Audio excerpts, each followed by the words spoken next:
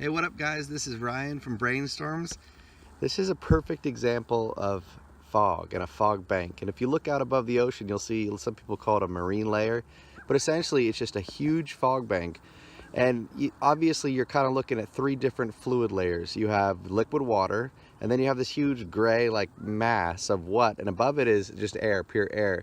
And it's interesting because you'll kind of want to, as a kid, differentiate between liquid water and gaseous water, and the air above you'd say has no water. They all have water. The air above has less water, obviously. The fog bank is pretty dense, and the densest is the liquid water.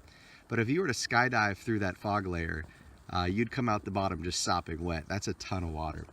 And what's interesting about fog is its behavior. So it's counterintuitive. A lot of days you'll go, I'm in Santa Cruz, California, you'll come down to the beach and you'll be like, bring your boom box and your umbrella and your football, and it's freezing and foggy on the beach. And how do you predict that, and why does that happen? And it's actually counterintuitive. So the way fog works is that marine layer is there because that water basically evaporated off the ocean. And then you look behind us here and you have dry, hot land, and you have basically what looks like no water in the air. And so why does it come on board? The reason that you have fog that enters inland, that goes to land, is because there's a large discrepancy in the temperature of the air above the two areas.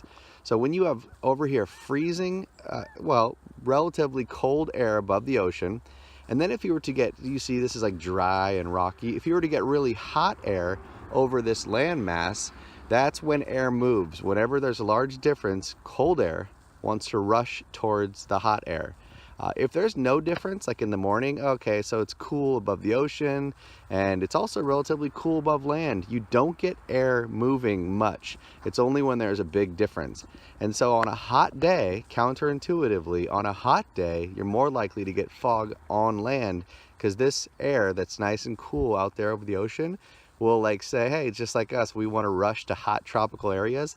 That air will rush to the hot air inland, and then you'll get fog in this on this side. So that's basically what fog is and how it forms and what it looks like, and it's actually beautiful. And really over here in Santa Cruz, we kind of crave it. Like on a super hot day, I love when the fog rolls in. And then on a cold day, perfectly, it doesn't roll in because there's no hot air mass for the cold air to rush to. That's it.